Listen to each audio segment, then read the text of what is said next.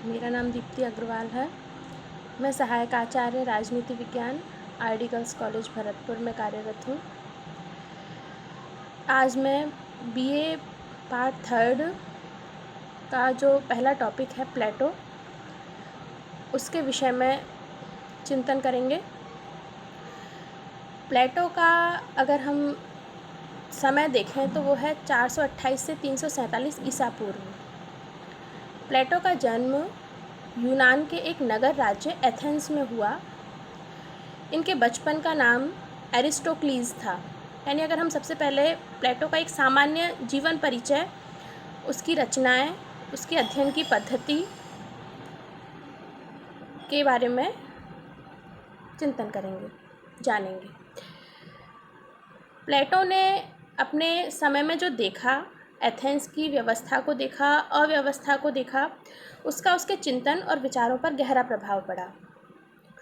प्लेटो ने 30 आतताइयों का शासन देखा वहाँ, जिससे कुलीन तंत्र से उसे घृणा हो गई। कुलीन तंत्र के प्रति उसका आकर्षण नहीं रहा। लोकतंत्र देखा उसने। लोकतंत्र में अपने गुरु सुकरात को विष का प्याले के माध्यम से मृत्युदंड देखा, तो लोकतंत्र के प्रति भी प्लेटो के मन में विरक्ति थी।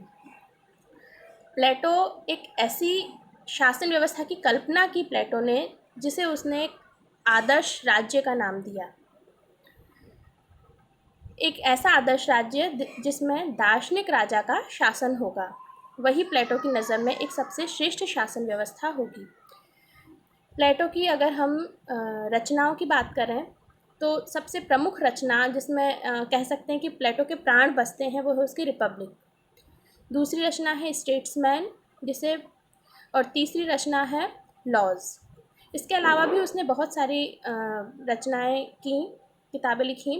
उनमें प्रमुख हैं अपोलॉजी, क्रीटो, मीनो, प्रोटेगोरस, जॉर्जिया। इस तरह उसने काफ़ी सारी रचनाएं की।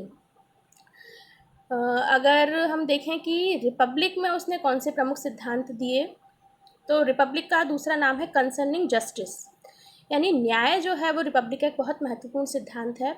प्लेटो की जो रिपब्लिक रचना है उसमें जो हमें महत्वपूर्ण सिद्धांत मिलते हैं वो है न्याय, शिक्षा संबंधी विचार प्लेटो के संपत्ति और परिवार से संबंधित साम्यवादी विचार, प्लेटो का आदर्श राज्य, प्लेटो का दार्शनिक राजा, ये सारे विचार हमें उसकी पुस्तक रिपब्लिक में देखने को मिलते हैं। प्लेटो की अध्ययन पद्धति को हम देखें कि प्लेटो ने कौन सी अध्ययन पद्धति अपनाई, तो प्लेटो की दो अध्ययन पद्धतियां हमें प्रमुख रूप से दिखाई देती हैं। एक है संवाद शैली। संवाद शैली का अर्थ है कि प्लेटो ने जो अपनी रचना रिपब्लिक की है उसमें गुरु और शिष्यों के मध्य संवाद के माध्यम से अपने सिद्धांत को प्रस्तुत किया है, यानी अंतिम सत्य तक पहुंचने का प्रयास किया है। गुरु कोई एक प्रश्न उठाएगा और उसका शिष्य जवाब देंगे, फिर प्रश्न में से प्रश्न निकाला जाएगा और फिर उसका जवाब ढूंढते हुए एक अंतिम सत्य या निष्कर्ष तक पहुंचा जाएगा। दूसरी उसकी जो प्रमुख शैली है वो है निगमनात्मक अध्ययन पद्धति। निगमनात्मक अध्ययन पद्धति में हम एक सामान्य की कल्पना पहले कर लेते हैं, उसके बाद हम विशेष तक पहुंचते हैं, तो इस तरह की शैली उसमें दिखाई देती है। तीसरी दृष्टांत अध्ययन पद्धति भी प्लेटो के चिंतन में हमें दिखाई देती है। अब अगर हम प्लेटो के अन्य विचारों की बात करें तो हमें उसमें सबसे महत्वपूर्ण विचार जो मिलता है वो है उसका न्याय संबंधी विचार। आज मैं केवल आपको थोड़ा सा परिचय दूंगी।